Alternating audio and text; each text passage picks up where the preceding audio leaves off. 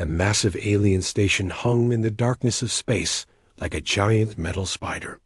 Its twisted arms reached out in all directions, each one bigger than most human cities.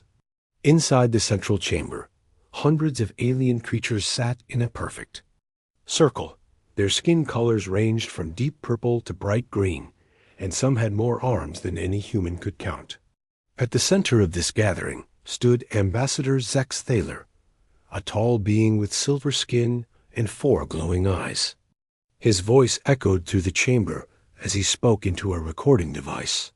"People of Earth, you have been judged by the Galactic Council. Your species has shown dangerous signs of rapid growth and aggressive expansion. In the past 5 years, you have established 12 colonies beyond your home system. This behavior threatens the stability of our galaxy. We have decided to give you one final chance to correct your path." The ambassador paused and looked around at the other alien representatives. They all nodded their various heads in agreement. Some made clicking sounds while others hummed in low tones. The message continued. "You have exactly 72 standard hours to abandon all colonies beyond your solar system. All human military vessels must return to Earth immediately. Your species will agree to limit all future activities to your home system only. If you refuse these terms, the Galactic Council will take corrective action to protect the greater good of all civilized species." Back on Earth, President Catherine Blake sat in the Oval Office, staring at the large screen on her desk. The alien message had just finished playing for the 3rd time. She rubbed her temples and looked across the room at General Marcus Stone, who stood near the window with his arms crossed. The general was a tall man with gray hair and cold blue eyes. He had been preparing for this day for 3 years. "Madam President, we knew this was coming," General Stone said quietly. "Ever since first contact went badly, we have been getting ready for exactly this situation." Dr. Amanda Wells sat in a chair next to the president's desk. She was Earth's top expert on alien biology and had spent years studying every piece of information they could gather about the various species in the galaxy. Her hands shook slightly as she reviewed her notes. "The language they use is very telling," Dr. Wells said. "When they say corrective action, they do not mean a simple punishment. Based on their past behavior with other species, corrective action means complete elimination. They want to wipe us out." President Blake stood up and walked to the window. Outside, she could see people going about their normal daily lives. Children played in the park across the street, while their parents watched from benches. None of them knew that their entire species had just been given a death sentence. "How long do we really have?" the president asked. General Stone checked his watch. 71 hours and 43 minutes. "But I recommend we start Protocol 7 immediately." Protocol 7 was the most classified plan in human history. Only 12 people on Earth knew about it, and 3 of them were in this room. For the past 3 years, while diplomats talked about peace and cooperation, military engineers had been building weapons in secret. Hidden bases scattered throughout. The solar system contained enough firepower to level entire planets. "Do it," President Blake said simply. General Stone pulled out a secure phone and made a call. Within minutes, alerts went out to military commanders across Earth and beyond. On Mars, Colonel Danny Hughes received his orders while inspecting the underground bunkers that could hold 500,000 people. On the Moon, Captain Jake Morrison got word to prepare his stealth destroyer for immediate launch. In the asteroid belt, Commander Pete Johnson watched as mining equipment suddenly transformed into weapon platforms. Dr. Amanda Wells continued studying the alien message while the military preparations began.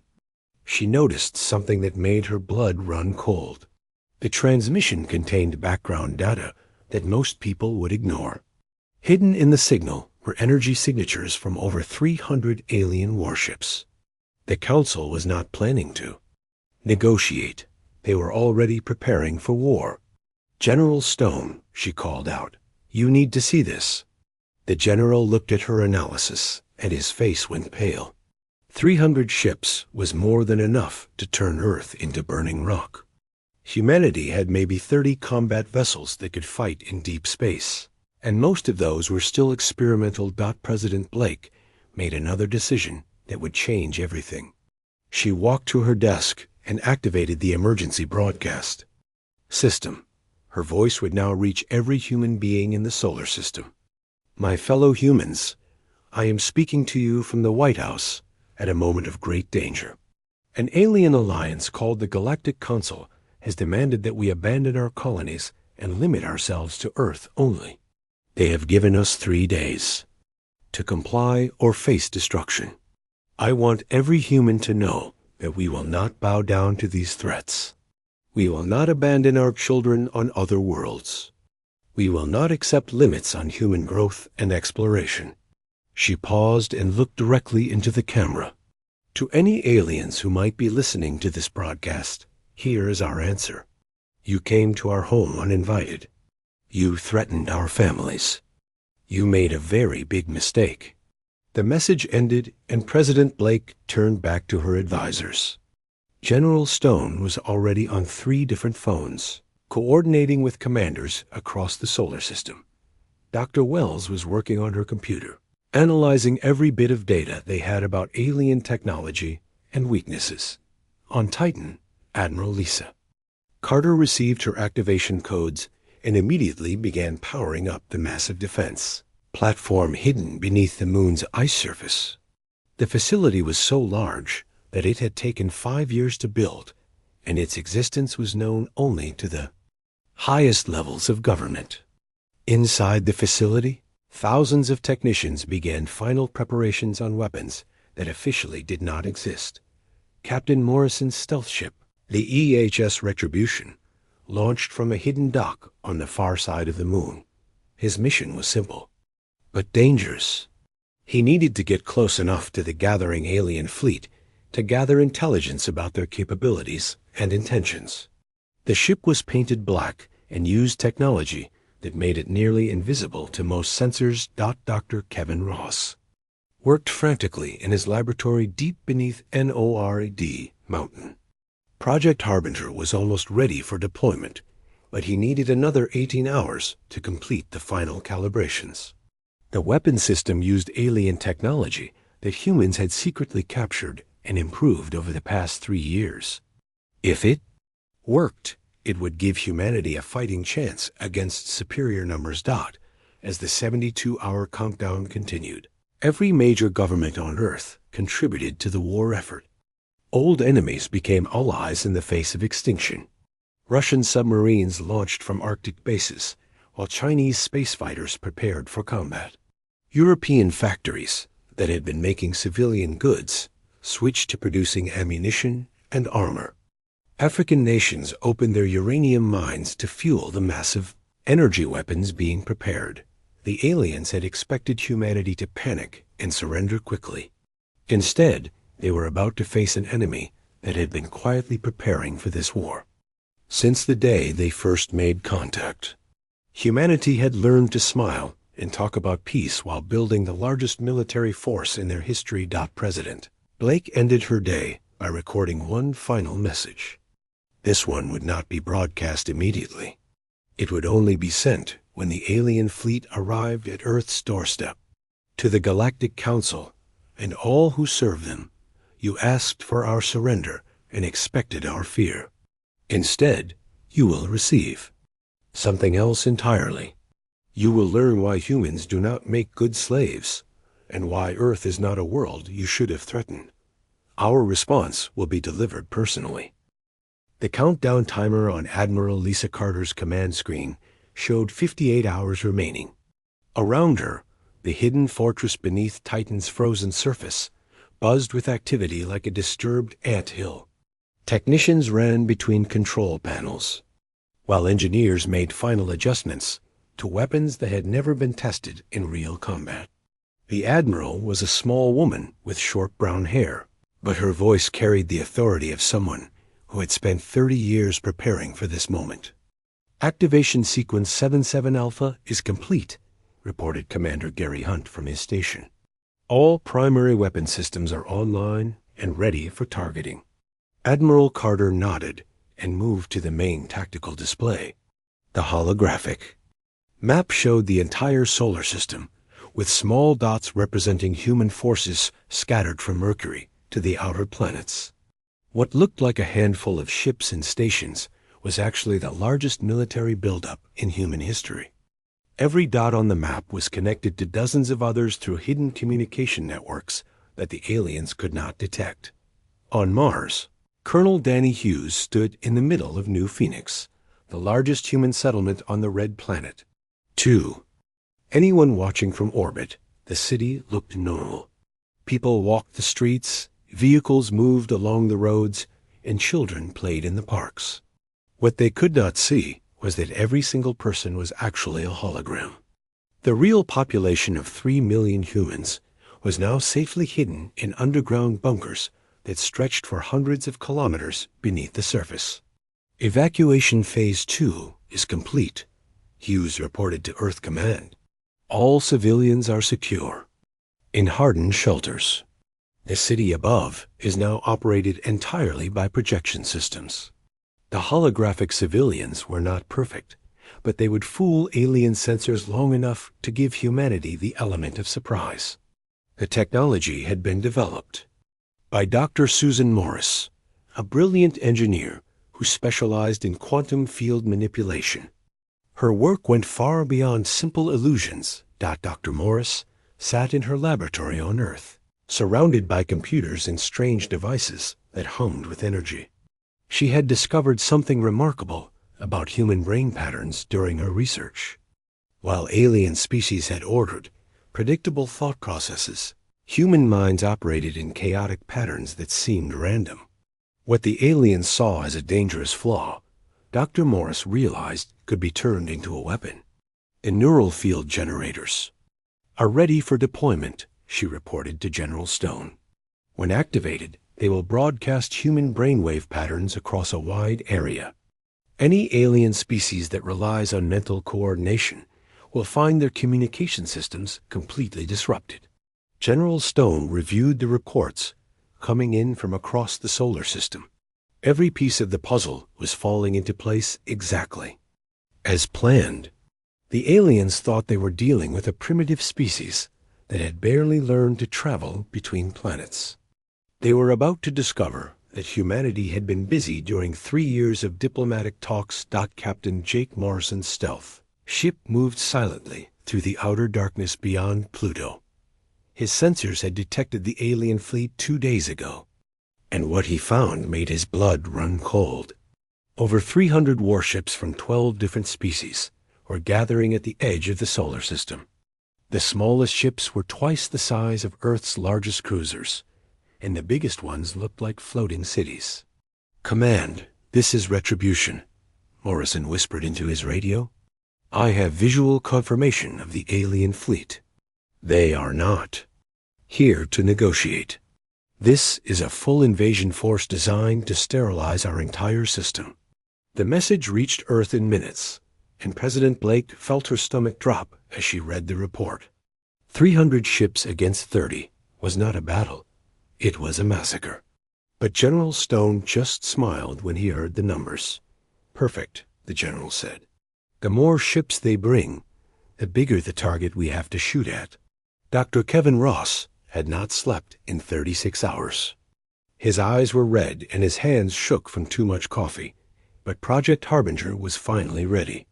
The weapon system filled an entire underground chamber and drew power from 6 fusion reactors. It used alien technology that humans had captured. During previous encounters, but every component had been improved and modified. "The targeting system is locked onto their fleet," Ross reported. "When they enter the outer system, we can hit them with enough energy to crack a moon in half." But Harbinger was only one part of humanity's response. Throughout the asteroid belt, Commander Pete Johnson coordinated the final preparations of what looked like ordinary mining operations. Massive cargo haulers sat next to rocky asteroids, their hulls scarred from years of industrial work. Hidden inside each hauler were military-grade mass drivers that could accelerate chunks of metal to incredible speeds. Mining Station Alpha is ready, Johnson reported. We have 47 mass drivers online and 3,000 projectiles loaded. The aliens will think they are flying into an empty system until we light them up. The beauty of humanity's plan was its deception. While alien species built obvious military vessels with clear weapon signatures, humans had hidden their deadliest tools inside civilian equipment. Cargo ships carried planet-killer missiles. Mining stations held weapon arrays. Even passenger liners had been secretly modified with military hardware. Captain Helen Wright commanded one of these disguised vessels, a transport ship called the New Hope that regularly carried colonists between Earth and Mars. What the aliens did not know was that the ship also carried experimental torpedo systems and enough nuclear warheads to level a continent. Transport 7 is in position, Wright reported. All passengers have been evacuated and replaced with combat drones. We are ready to engage enemy forces on your command. Similar preparations were taking place on every human world. The moons. Industrial facilities had been secretly producing military equipment for years, while officially manufacturing civilian goods. Europa's research stations had developed new types of armor and shields. Even the small outposts in the outer system had been quietly armed with weapons that could destroy ships much larger than themselves. Dr. Amanda Wells worked around the clock, analyzing every piece of data they had about the alien species heading toward Earth. She had identified their weaknesses and communication methods, information that would prove crucial in the coming battle. Her research showed that most alien species relied heavily on central command structures and could not adapt quickly to changing situations. Their greatest strength is also their biggest weakness, Wells explained to the War Council. They coordinate perfectly as long as their command ships remain intact. But if we can disrupt their leadership, their entire fleet will become confused and disorganized. President Blake made her final preparations by recording messages to be sent to every human colony in case Earth was destroyed. She also prepared diplomatic communications for the alien species that might survive the coming battle. Humanity was about to show the galaxy what happened when a peaceful species was pushed too far. The most secret part of the human preparations involved weapons. It violated several galactic treaties. Biological warfare agents designed to target specific alien species.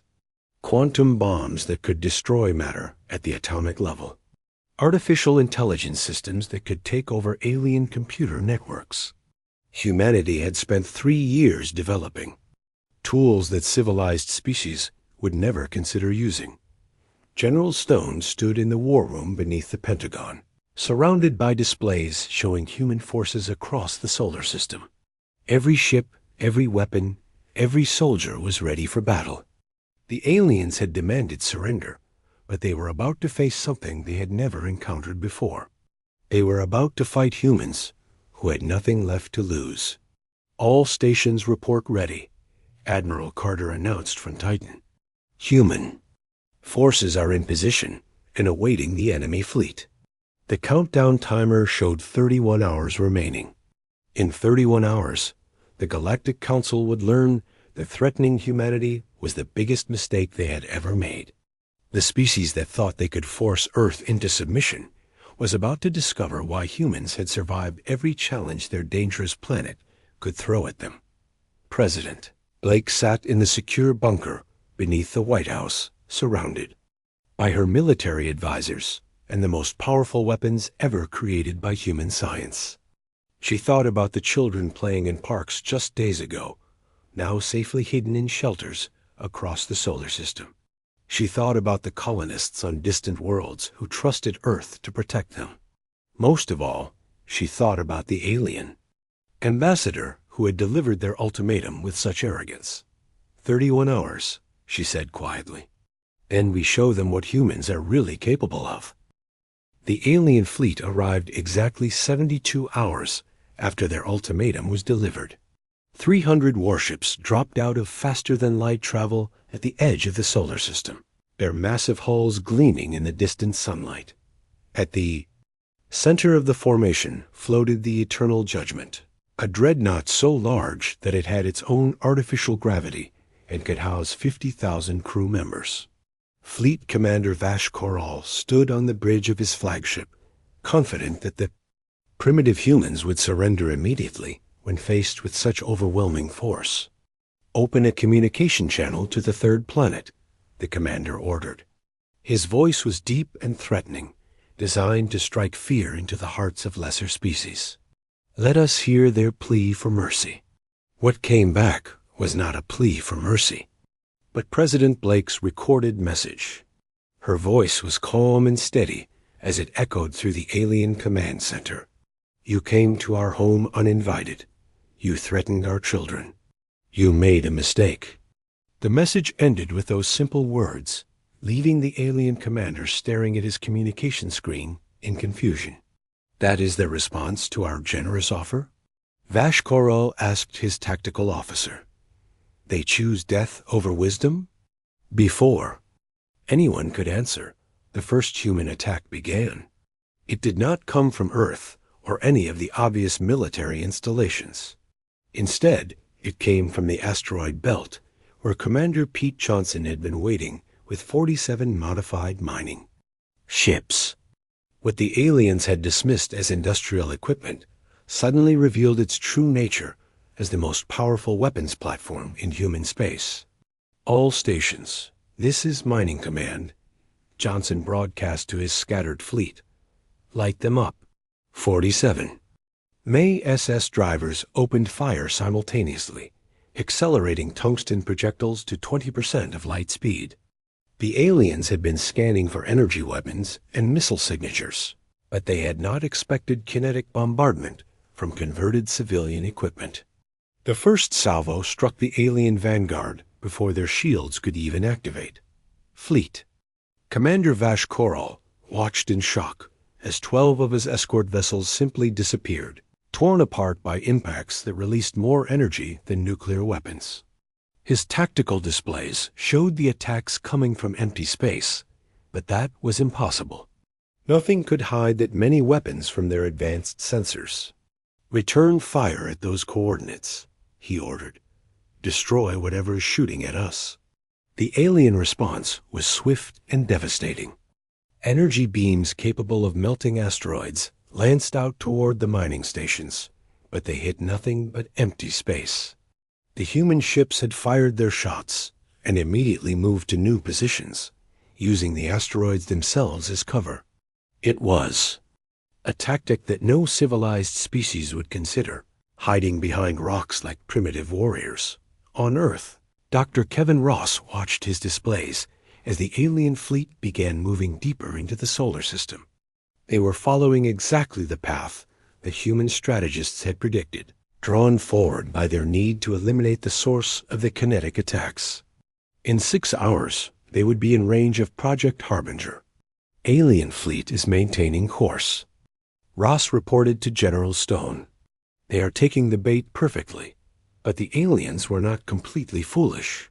As they advanced, they began systematically destroying every asteroid and piece of debris in their path. Massive energy weapons turned ancient rocks into glowing plasma, eliminating potential hiding places for more human surprises. Unfortunately for them, this was exactly what humanity wanted them to do. Captain Jake Morrison's stealth ship, the EHS Retribution, had been joined by 5 identical vessels under the command of Commander Rachel North. The small fleet moved through the outer system like hunting wolves, invisible to alien sensors and armed with weapons that the enemy did not recognize. Their targeting computers locked onto the alien command ships, while the main fleet was distracted by the asteroid bombardment. "Retribution Squadron, this is North," the commander whispered into her radio. "We have clear shots at their communications array. Execute attack pattern Delta on my mark. The 6 stealth ships struck simultaneously, their experimental torpedo systems firing weapons that combined human nuclear technology with captured alien power sources.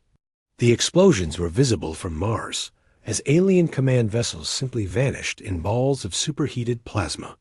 Suddenly, the perfectly coordinated enemy fleet found itself without central control. Commander Vash Koral felt his flagship shudder as another stealth attack struck their shield generators. His communication systems were failing, and he could no longer coordinate with his other ships. Around him, his perfectly organized formation began to break apart as individual captains made their own decisions about how to respond to the invisible attackers. "How many ships do these humans have?"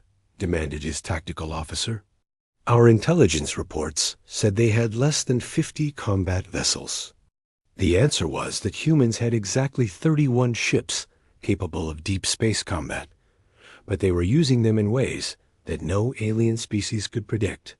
Instead of forming traditional battle lines, they struck from unexpected directions, disappeared before return fire could find them. Instead of protecting their ships, they used them as expendable weapons designed to cause maximum damage before being destroyed. On Mars, Colonel Danny Hughes activated the next phase of humanity's defense plan.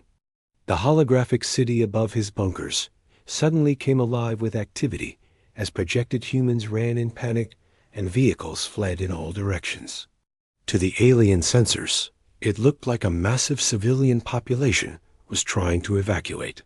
It was exactly the kind of target that would draw alien fire. The alien bombardment of Mars began 20 minutes later.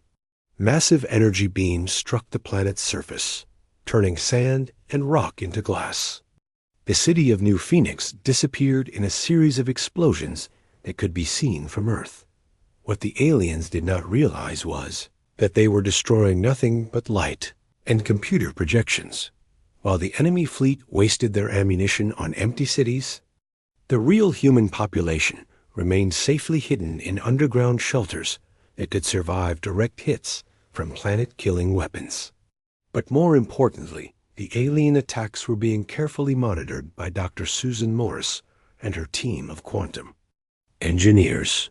"Their targeting systems are locked onto our neural patterns," Dr. Morris reported from her laboratory. "Perfect.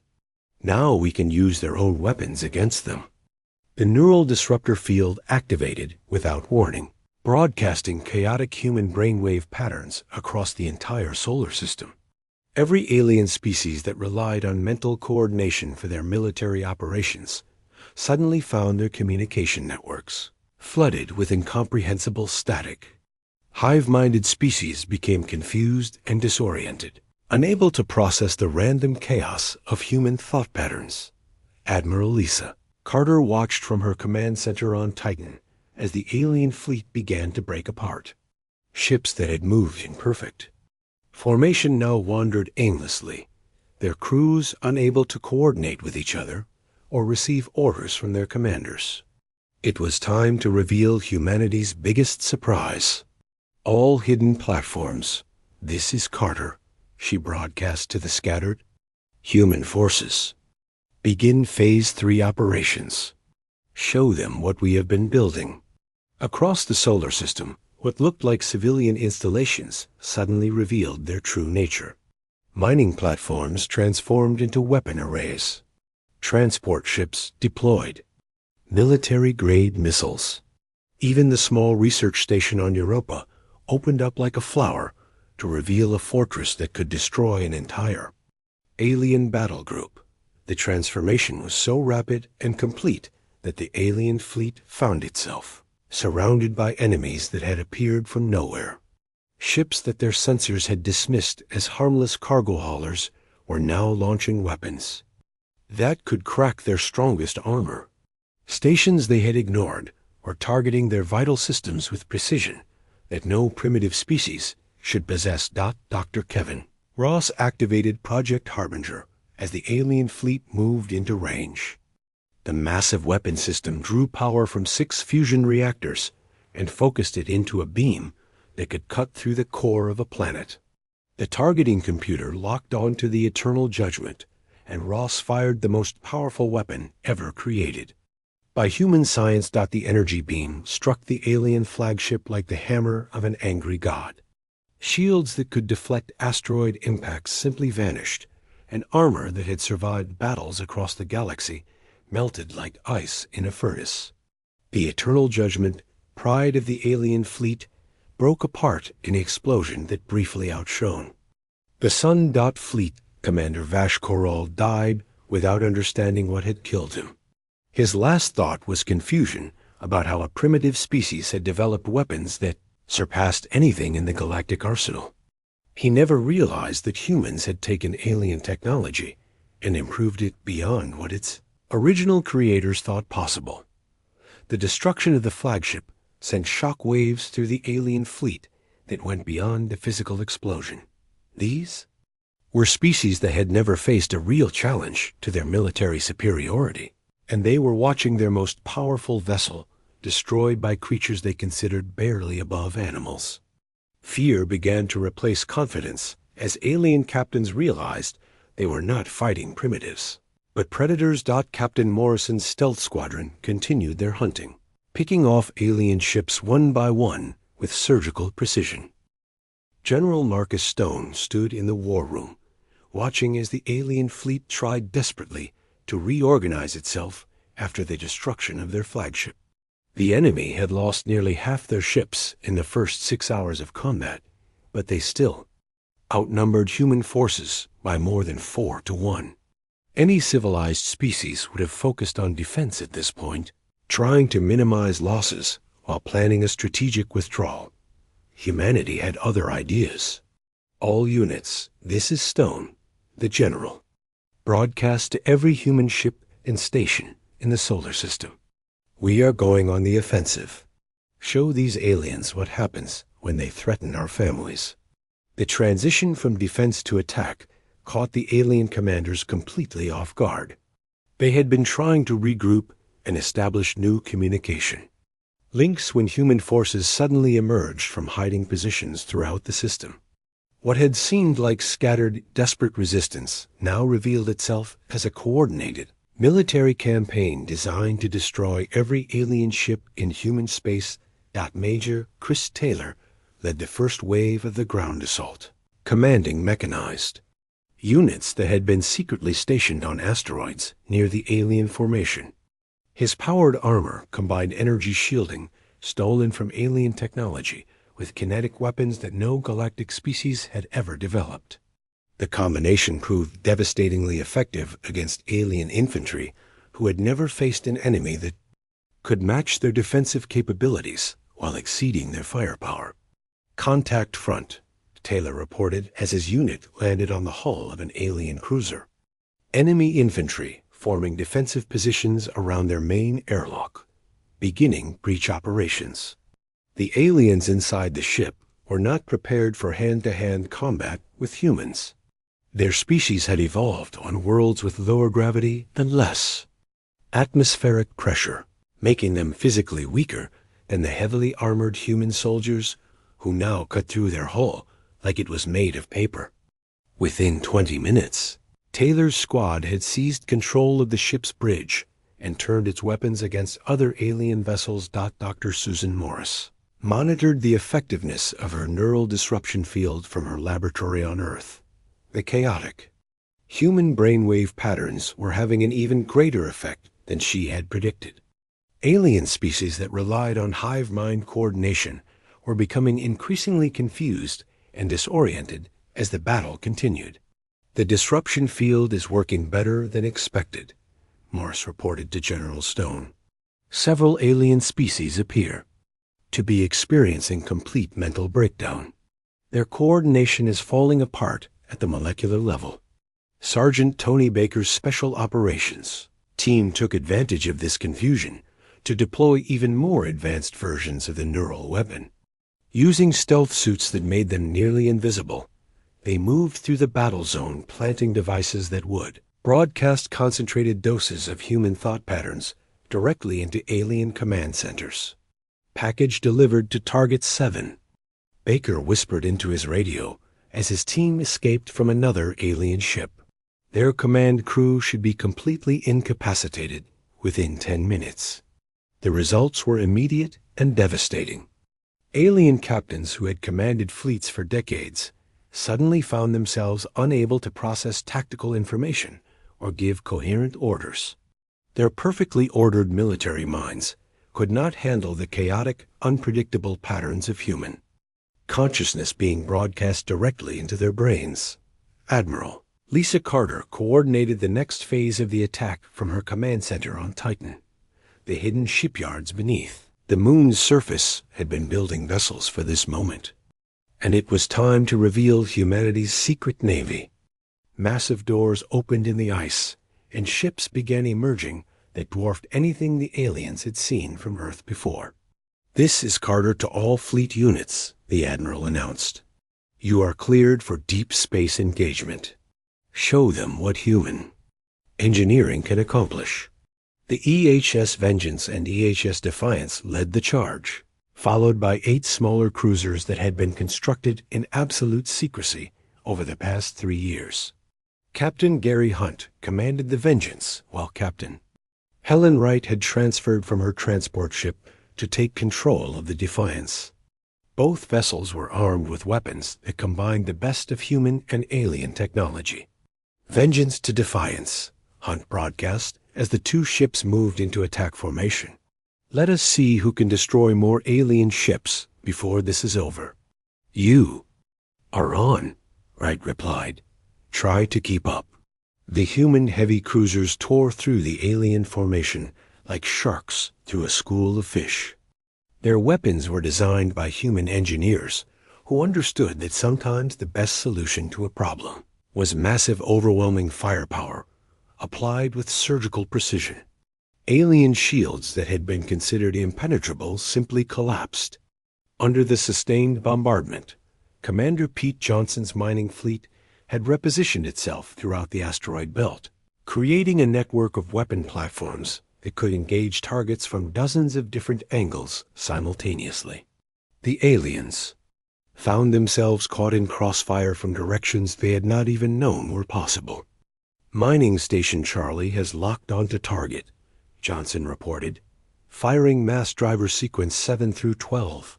The tungsten projectiles struck an alien battleship at relativistic speeds, punching through its armor like bullets through tissue paper.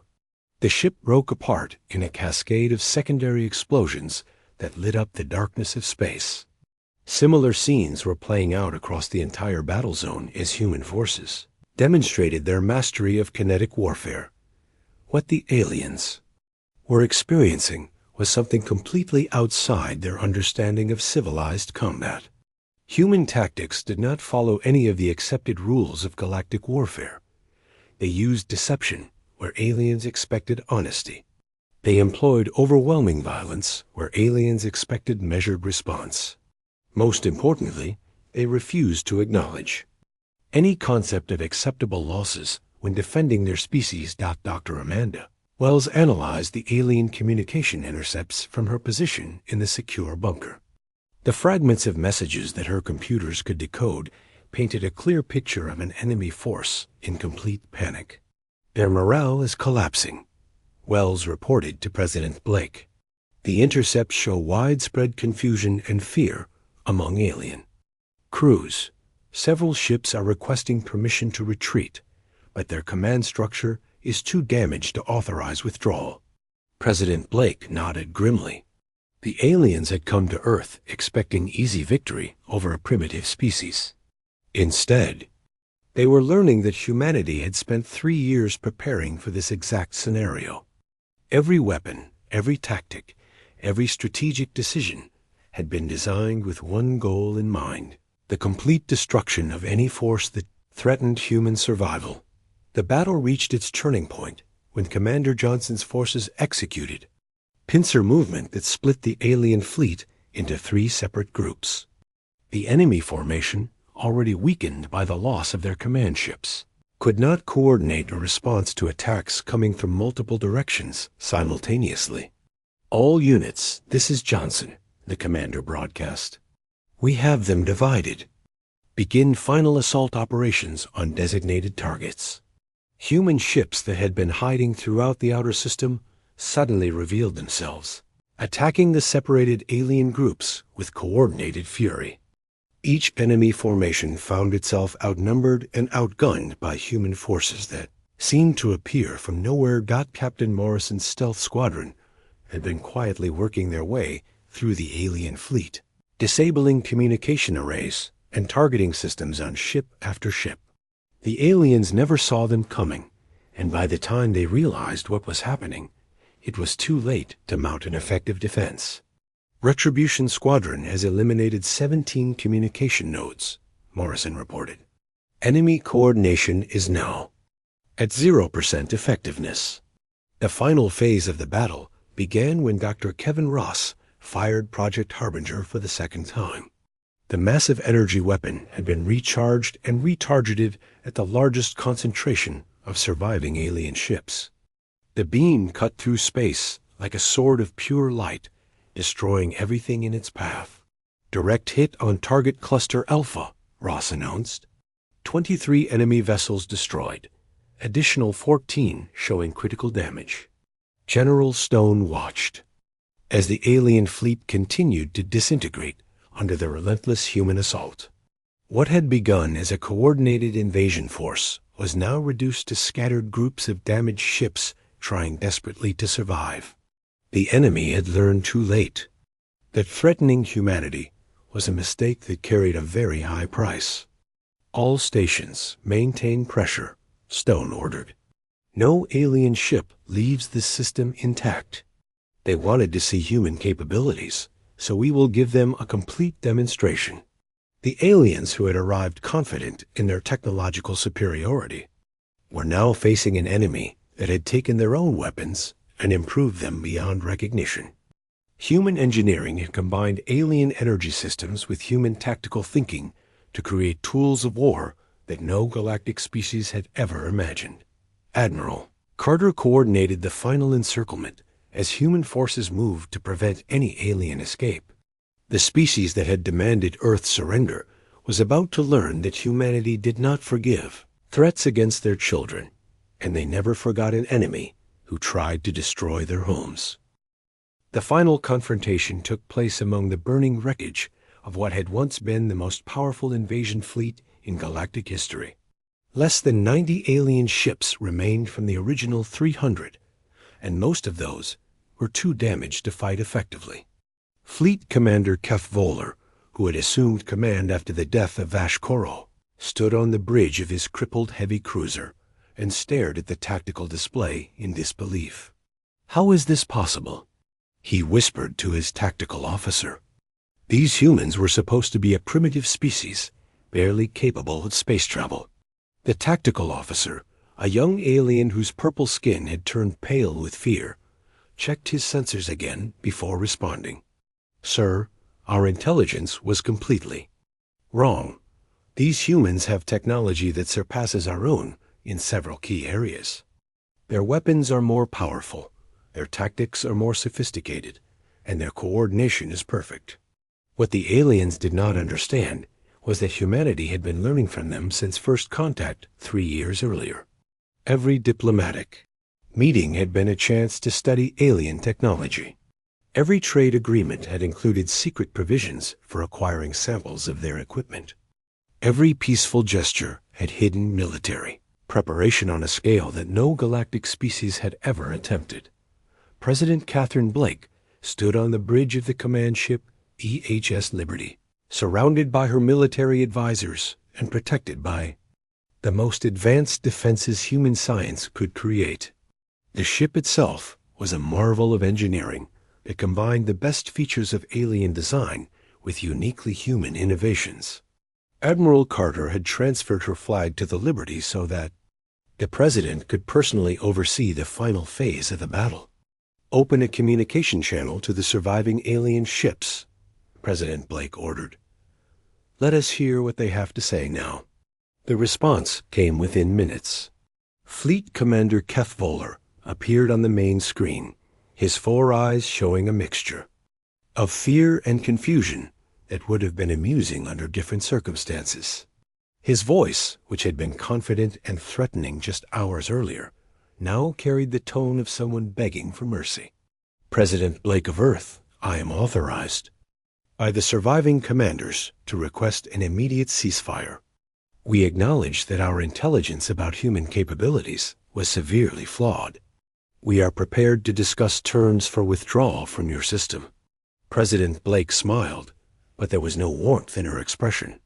Commander, you seem to misunderstand the situation. You are not in a position to request anything. You are here to listen to our terms. The alien commander's skin changed color again, this time to a sickly green that indicated extreme distress among his species. What terms do you propose? First, the Galactic Council will formally recognize human sovereignty over all current territories, including our 12 colony worlds. Second, you will establish trade agreements that are favorable to Earth and provide us with access to galactic markets. Third, your species will never again threaten human expansion or limit our activities in any way. Kethvoller looked around at his surviving officers, but none of them could offer any alternatives. The human fleet had them completely surrounded, and escape was impossible. These terms are acceptable, he said quietly.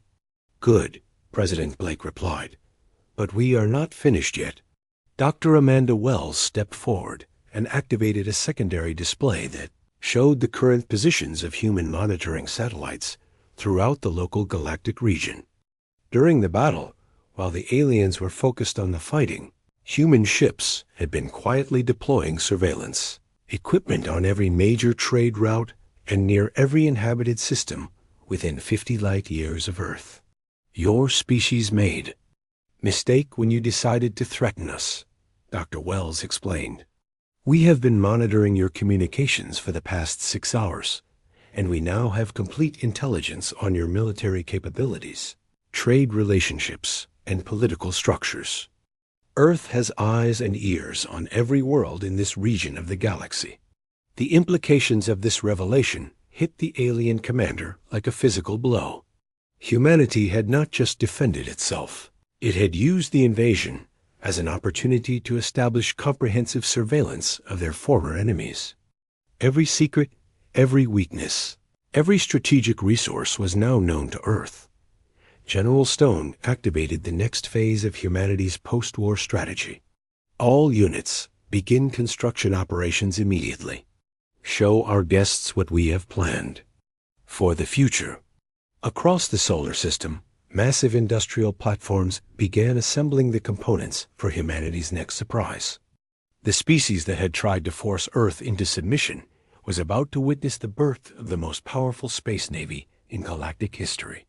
Automated factories that had been hidden throughout the asteroid belt started producing warships on a scale that dwarfed anything the aliens had ever attempted.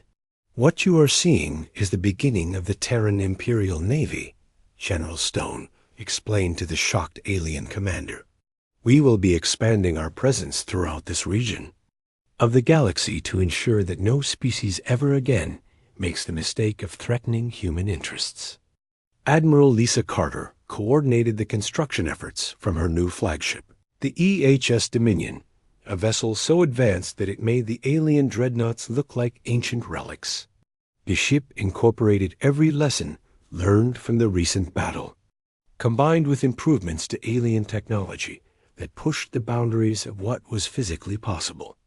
Construction Phase 1 is proceeding on schedule, Carter reported to President Blake. We will have a full battle fleet operational within 60 days, and expansion vessels ready for deep space deployment within 6 months. The alien survivors watched in growing horror as humanity revealed the true extent of their preparations. The weapons and ships used in the recent battle had been just the beginning. Hidden throughout the solar system were shipyards, research facilities, and industrial complexes that could produce military equipment on a scale that would make Earth the dominant power in the galaxy. Dr. Kevin Ross had already begun work on. the next generation of human weapons, systems that would make Project Harbinger look like a primitive tool. His teams were developing planet killers, starbreakers, and reality-warping devices that pushed the boundaries of known physics. The species that had tried to intimidate humanity was about to learn what real technological superiority looked like. Captain Jake Morrison, now promoted to Admiral for his actions during the battle, prepared to lead the first official human diplomatic mission to the Galactic Council headquarters. But this would not be the same kind of diplomacy that Earth had practiced before. The humans were coming as the victors, backed by a battle fleet that could destroy any opposition. Retribution Squadron is ready for departure, Morrison reported. We will deliver Earth's new policy directly to the Council chambers. The fleet that assembled for the diplomatic mission was designed to send a clear message to every species in the galaxy. Humanity was no longer the primitive civilization that could be bullied into submission. The ships were sleek, powerful, and obviously built for war. Their very presence would announce that Earth had become a force to be reckoned with. Ambassador Catherine Blake, the President's daughter, had volunteered to represent Earth's interests at the Galactic Council. She was young, brilliant, and completely ruthless when it came to protecting human interests. Her instructions were simple: make it clear that humanity would expand wherever it chose and defend its interests by whatever means necessary. The age of alien dominance in this galaxy is over, she would tell the assembled representatives. Earth acknowledges no limits on human expansion and recognizes no authority higher than our own. Any species that threatens us will face the same fate as the fleet you sent to our home. Dr. Susan Morris had already begun work on humanity's most ambitious project yet, an intergalactic exploration vessel that would carry human civilization beyond even the Galactic Council's sphere of influence. The ship would use technologies that combined human innovation with alien science to cross the vast distances between galaxies. Phase 1 of the Galactic Expansion Project is ready for implementation, Morris reported to the President. We will have colonies established in 12 different star systems within 2 years, and deep space exploration vessels ready for deployment within 5 years. President Blake stood on the observation deck of the EHS Liberty, looking out at the wreckage of the alien invasion fleet. The species that had demanded Earth's surrender was now begging for permission to leave human space.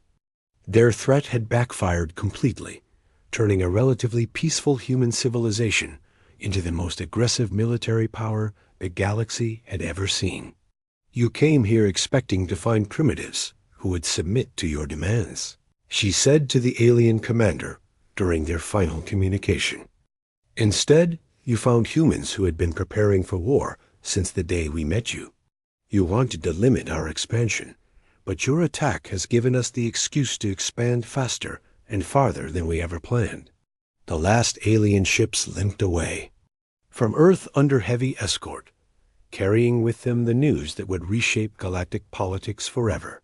Humanity had answered a threat with vengeance, and that vengeance had made them the most powerful force in known space.